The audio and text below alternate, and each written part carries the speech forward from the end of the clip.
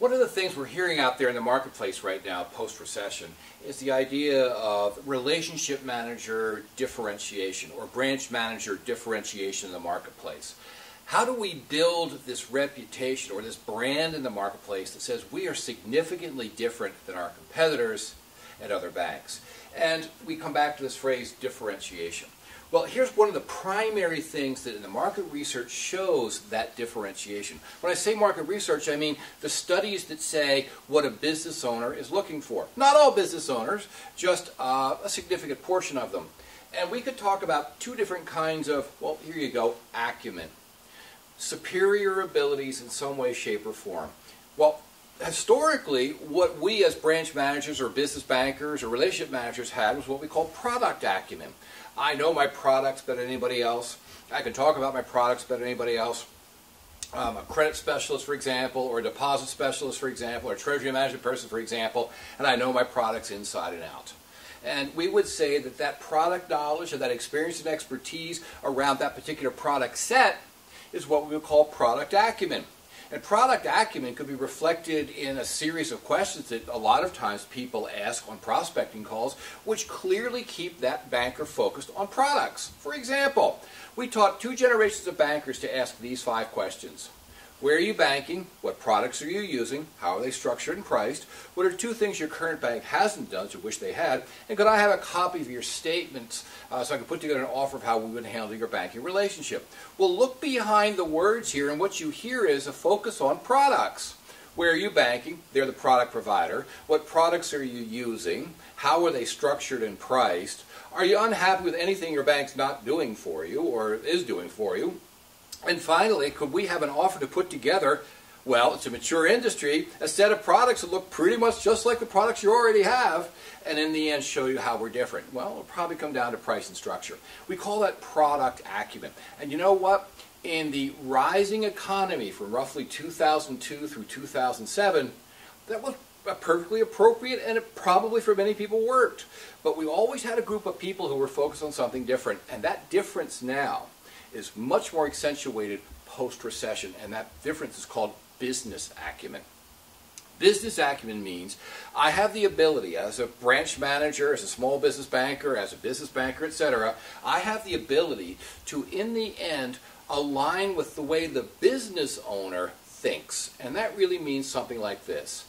If we take a look at business acumen, we could probably break it up into 4 buckets. Bucket number 1 is, do I really have an understanding of the industry in which this business owner operates? Whether they're a dental practice, a veterinary practice, a beverage distributor, a metal fabricator, do I understand the industry trends going on in that industry and how it's probably affecting the day-to-day operations in each one of those industries? All right? So we would call that industry expertise or industry experience, or at least industry conversational competence. That's bucket number 1. Bucket number 2, do I understand enough about the day-to-day business operations that I can begin to see how those changing industry trends are affecting the day-to-day business operations? For example, a dentist is now doing less general dentistry, and he or she is doing more periodontics, endodontics, implants. A metal fabricator has changed the kind of fabrication they're doing with different kinds of inventory issues implied in that. The beverage distributor is carrying less beer and more wine and change their inventory mix, and also that means their warehousing needs, and that means their logistical models. I can see how the industry trends are affecting the day-to-day business operations. That's what we'll call the business bucket, the business operations bucket. Well, those changing business operations are affecting things like receivables and payables and working capital needs and equipment needs and so on, and that's creating financial operations issues for that business owner. That changing industries, changing the business, which is changing the financial operations, and we would say there's the 3rd bucket, the financial operations bucket.